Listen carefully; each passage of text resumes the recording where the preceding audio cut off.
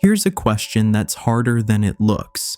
Do you want to be a good person, or do you just want people to think you are? Not in theory, not in the way you answer when someone asks. I mean deep down, when no one's around, when no one's watching, when there's no applause to earn or shame to avoid. It's an uncomfortable question because most of us don't really know. And George Orwell, who spent his life examining power, control, and truth, believed that this is exactly where the real danger begins. The place where morality quietly unravels. When people talk about being good, it usually sounds like a goal, a fixed identity, something you arrive at and then defend at all costs. But Orwell didn't trust that idea. He believed that the moment you become convinced of your own goodness, you stop asking the harder questions, the ones that keep you honest. He once wrote, "The opinion that art should have nothing to do with politics is itself a political attitude. That same logic applies to morality. Believing you're above the moral struggle? That's a moral position, and often not a very honest one." The psychology of being a good person through Orwell's eyes isn't clean. It's not tidy.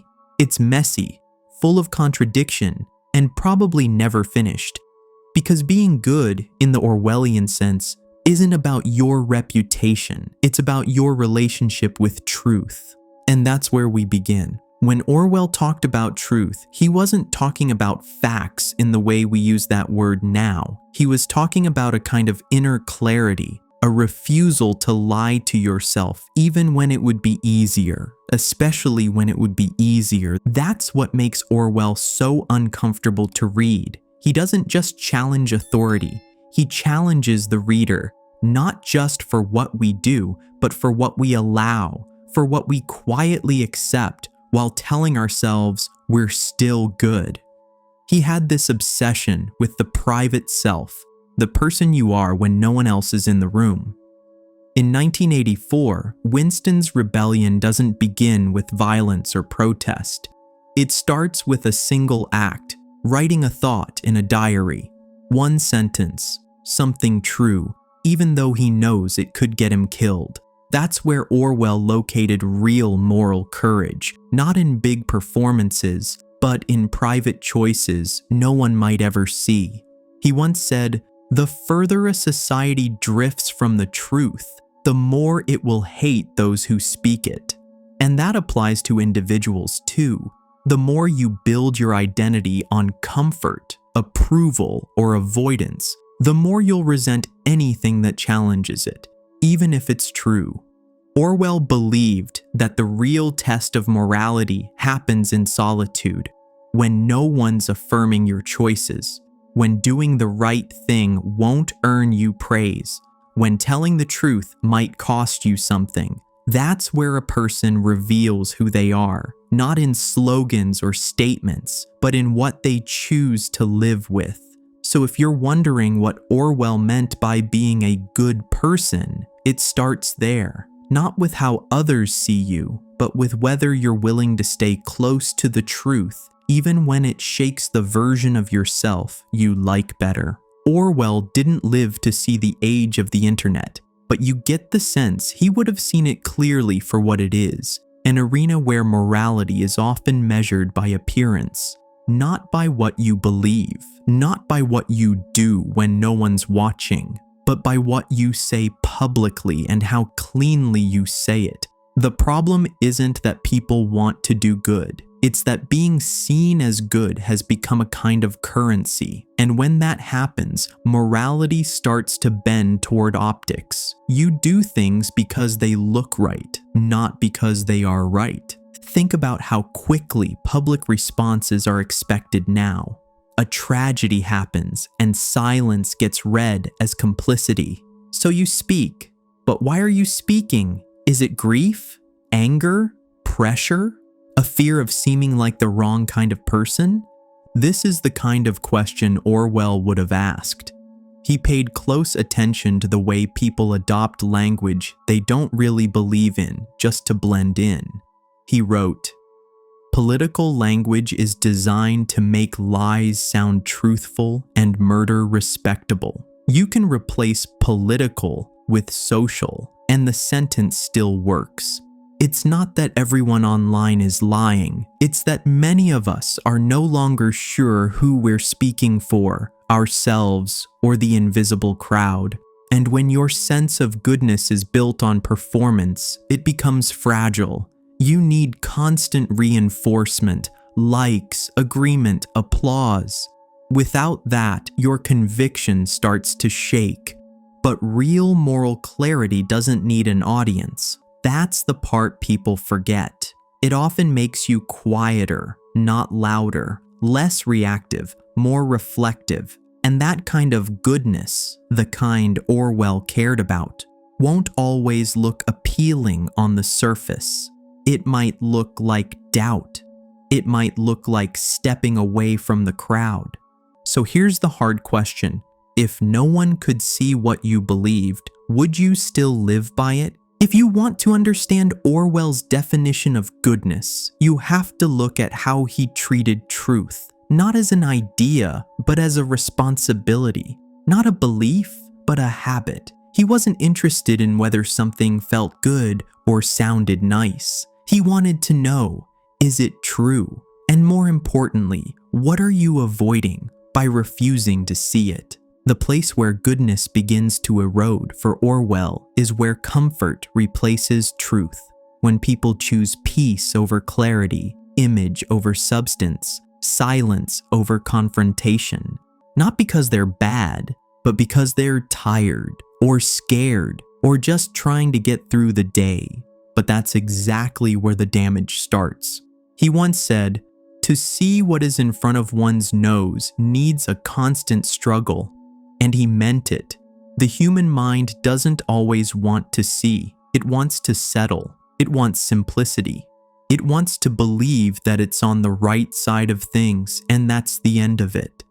But if morality were that easy, we wouldn't need to work at it.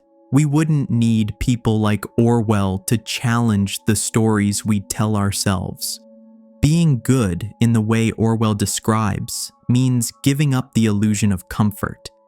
It means letting go of the fantasy that you're always right, that your side is always just, or that your silence is always neutral. That kind of self-image might protect your feelings, but it doesn't protect anyone else. So when you're standing at that line between what makes you feel good and what might actually be true, what do? Do you step back and guard your comfort? Or do you lean in and ask the harder questions, even if they complicate the version of you you've been building? Because if goodness becomes a way to avoid discomfort, it stops being goodness. It becomes denial dressed as virtue. And Orwell didn't write to make us feel good. He wrote to make us pay attention. People like to believe they're consistent. That who they are in public lines up neatly with who they are in private. That their values don't shift depending on the room they're in or who they're talking to. But Orwell would call that a comforting illusion. He understood that human beings are conflicted. We carry contradictions we'd rather not admit. We do things we know don't line up with the stories we tell about ourselves.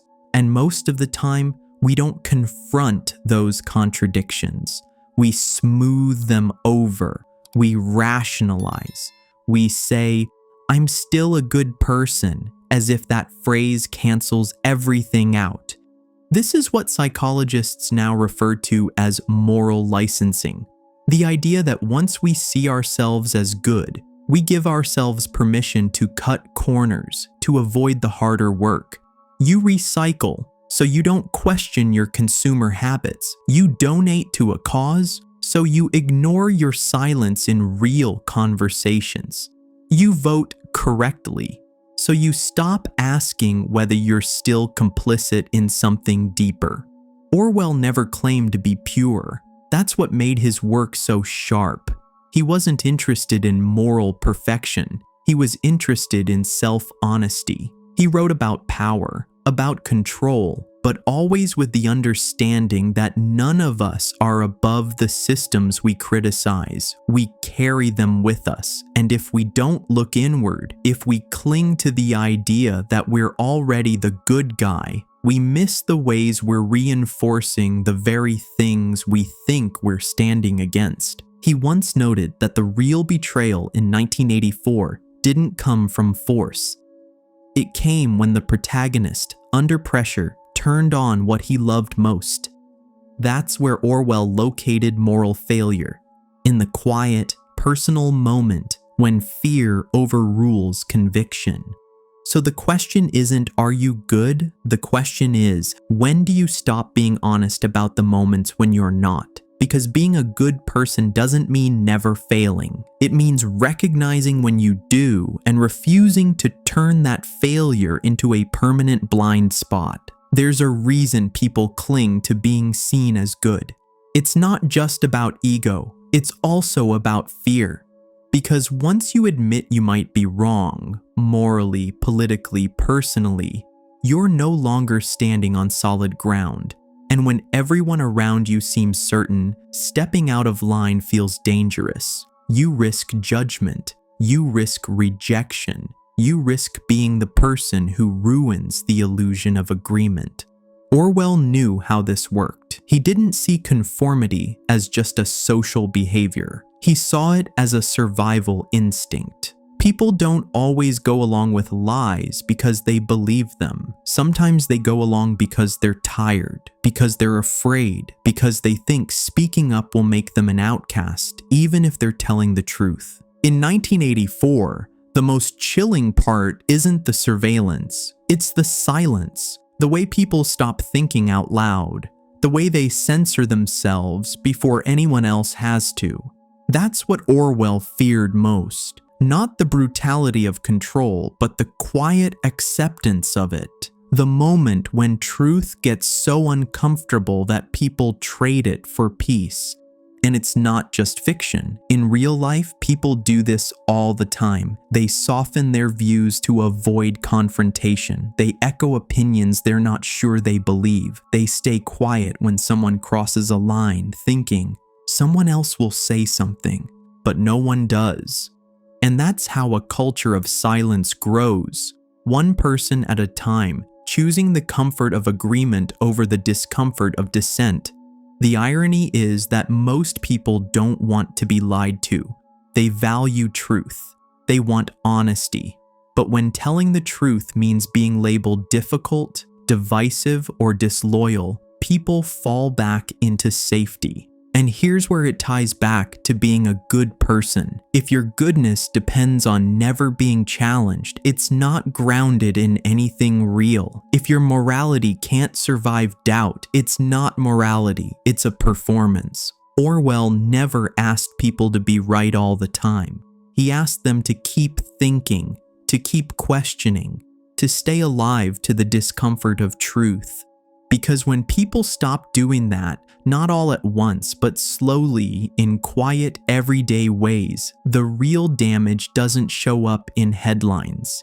It shows up in the stories people stop telling, the questions they stop asking, and the honesty they leave behind. So if Orwell didn't believe in the polished, performative idea of goodness, what did he believe in? He believed in clarity, in the uncomfortable kind. The kind that forces you to see what you'd rather look away from.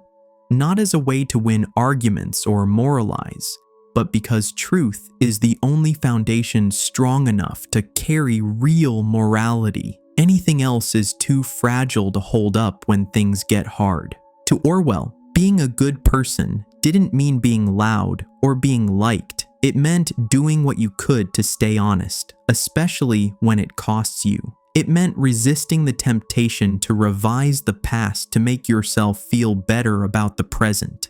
It meant speaking plainly, even when you weren't sure people would understand or approve. And more than anything, it meant staying alert, not to other people's flaws, but to your own. The subtle compromises you make, the justifications that sound noble but keep you safe. The instinct to blend in when your conscience tells you something isn't right. You don't have to be flawless. You don't have to have all the right words or perfect timing. But you do have to keep showing up to your own mind without running. That's the kind of moral courage Orwell cared about. Not the kind that wins praise, but the kind that no one sees, not even the people closest to you. That's what makes it hard. That's also what makes it real. And when you ask yourself, am I a good person?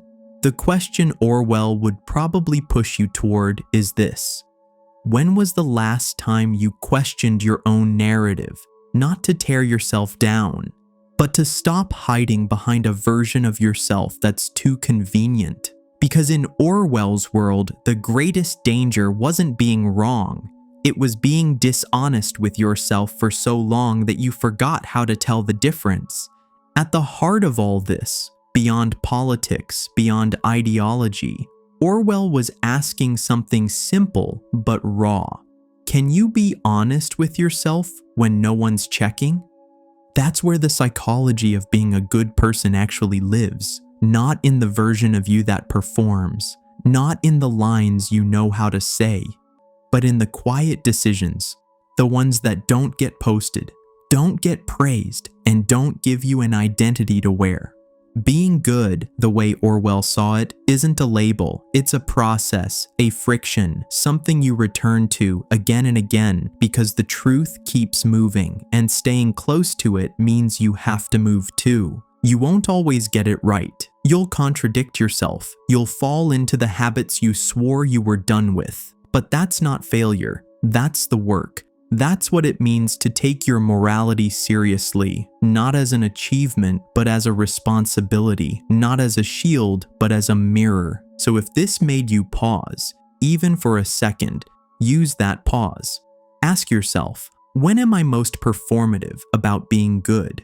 When do I avoid the truth to protect how I'm seen? And what would I do differently if I stopped needing to be seen at all? That's the real test, not whether you're good, but whether you're willing to lose the appearance of goodness to get closer to what's true. If this conversation matters to you, don't let it stop here. Share it with someone who thinks about these things. Re-watch it when you feel yourself drifting into easy answers. And most of all, keep asking better questions. Especially the kind that don't come with applause. Because in a world obsessed with looking right, choosing to be right, quietly, privately, imperfectly, might be the most radical thing you can do. Thanks for listening. Keep thinking, keep questioning.